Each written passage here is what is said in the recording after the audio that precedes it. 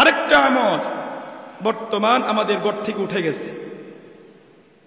আল্লাহর রাসূল সাল্লাল্লাহু আলাইহি ওয়াসাল্লাম বলেছেন, যেই ব্যক্তি দিনের শুরুতে সূরা ইয়াসিন পাঠ করবে, আল্লাহর রাসূল বলেছেন ওই দিনের সমস্ত প্রয়োজনগুলোকে আল্লাহ তাআলা পূরণ করে দিবেন।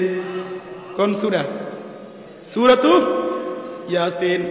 আর হাদিসের ভিতরে রাসূল করিম সাল্লাল্লাহু আলাইহি ওয়াসাল্লাম বলেছেন, যেই ব্যক্তি একবার সূরা ইয়াসিন পাঠ করবে, আল্লাহর রাসূল বলেছেন 10 খতম কোরআনুল কারীমের তেলাওয়াত করলে যেই পরিমাণ সওয়াব, একবার সূরা ইয়াসিন তেলাওয়াত করলে আল্লাহ পাক রব্বুল আলামিন আমার আপনার আমলনামার মধ্যে 10 খতম কোরআনুল কারীমের তেলাওয়াতের সওয়াব লিখে দিবেন। মাগরিবের পরে যদি আমরা সূরাতুল ওয়াকিয়া পাঠ করি, আল্লাহর রাসূল সাল্লাল্লাহু আলাইহি ওয়াসাল্লাম বলেছেন, মান ক্বারাআ সূরাতাল ওয়াকিয়াতি ফি কুল্লি লাইলাতিন লাম তুসিবহু ফাকাতুন আবাদা। আল্লাহর রাসূল সাল্লাল্লাহু আলাইহি ওয়াসাল্লাম বলেছেন, যেই ব্যক্তি মাগরিবের পরে সন্ধ্যাবেলায় যেই ব্যক্তি সূরাতুল ওয়াকিয়া পাঠ করবে, আল্লাহর রাসূল সাল্লাল্লাহু আলাইহি ওয়াসাল্লাম বলেছেন, দারিদ্রতা তাকে কখনো স্পর্শ করবে না। দারিদ্রতা কি করবে না? স্পর্শ করবে না। আপনি যদি ইশারের পরে সূরাতুল মুলক পাঠ করেন, আল্লাহর রাসূল সাল্লাল্লাহু আলাইহি ওয়াসাল্লাম বলেছেন, কিয়ামতের ময়দানে সূরাতুল মুলক আপনার জন্য সাক্ষ্য দিবে। আল্লাহু আকবার। সূরাতুল মুলক আপনার জন্য সুপারিশ করবে। সুপারিশকে রব্বে কারীম তার জন্য কি করবেন? কবুল করবেন। আমল করার জন্য রাজি আছেন তো ইনশাআল্লাহ? আল্লাহ তাআলা আমাদেরকে আমল করার তৌফিক দান করুক। এবার আমি আমার তেলাওয়াতকৃত আয়াতের তরজমা করে আমি আমার মূল আলোচনাতে ঢুকবো ইনশাআল্লাহ। আমার পঠিত আয়াতের অর্থ হচ্ছে, আল্লাহ পাক রব্বুল আলামিন বলছেন, ওয়ালা তুসাইর খাদ্দাকা লিন-নাস ওয়ালা তামশি ফিল আরদি মারাহা ইন্নাল্লাহা লা ইউহিব্বু কুল্লা মুখতালিন ফখুর। রব্বে কারীম বলেন, অহংকার বশত, কি বলেন? অহংকার বশত, অহমিকার বশত কোন মানুষকে অবজ্ঞা করো না। ওয়ালা তামশি ফিল আরদি মারাহা, জমিনের মধ্যে অহংকার করে গর্ব করে চলাফেরা করো না। কেন? ইন্নাল্লাহা লা ইউহিব্বু কুল্লা মুখতালিন ফখুর। আল্লাহ পাক রব্বুল আলামিন অহংকারীদেরকে ভালোবাসেন। আল্লাহ তাআলা অহংকারীদেরকে কি করেন না? ভালোবাসেন না।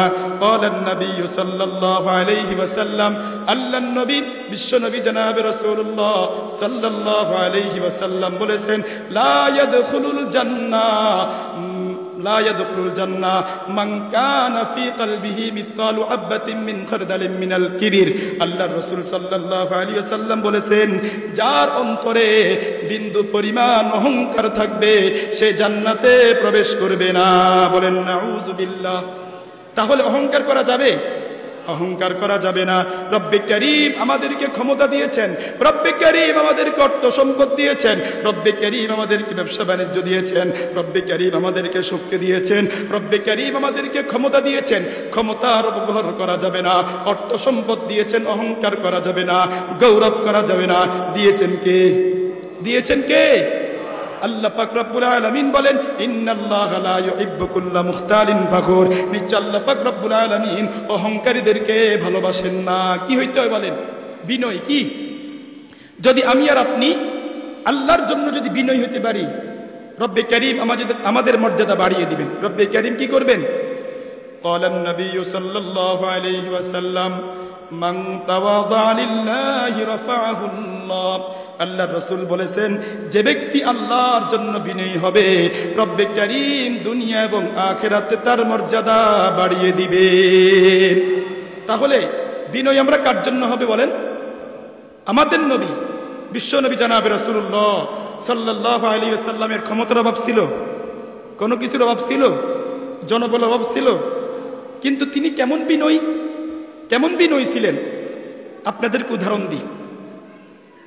রাসূল করিম সাল্লাল্লাহু আলাইহি ওয়াসাল্লাম যদি পথে ঘাটে কোনো ছোট কচি কাঁচা বাচ্চাদেরকে দেখতেন, আল্লাহর রাসূল বলতেন, আসসালামু আলাইকুম ওয়া রাহমাতুল্লাহ। قال النبي صلى الله عليه وسلم مر على غلمان فسلم عليه। আল্লাহর রাসূল যখন কোন ছোট বাচ্চার পাশ দিয়ে যাইতেন, আল্লাহর রাসূল কি বলতেন? আসসালামু আলাইকুম ওয়া রাহমাতুল্লাহ। হাদিসের মধ্যে আসছে ক্বালান নবী সাল্লাল্লাহু আলাইহি ওয়াসাল্লাম আল বাদিউ বিসসালামি বারিউম মিনাল কিবরি, যে আগে সালাম দেয়, যে প্রথমে সালাম দেয়, সে অহংকার থেকে মুক্তি পাওয়া যায়। অহংকার থেকে কি পায়? মুক্তি পাওয়া যায়। তা আল্লাহ রাসূল সাল্লাল্লাহু আলাইহি ওয়াসাল্লাম ছোটদেরকে কেন সালাম দিতেন? এক নম্বর কারণ, ছোটদেরকে শিক্ষা দিতে হবে। কি শিক্ষা দিতে হবে? যে মুরব্বীদেরকে সালাম দেওয়া লাগে।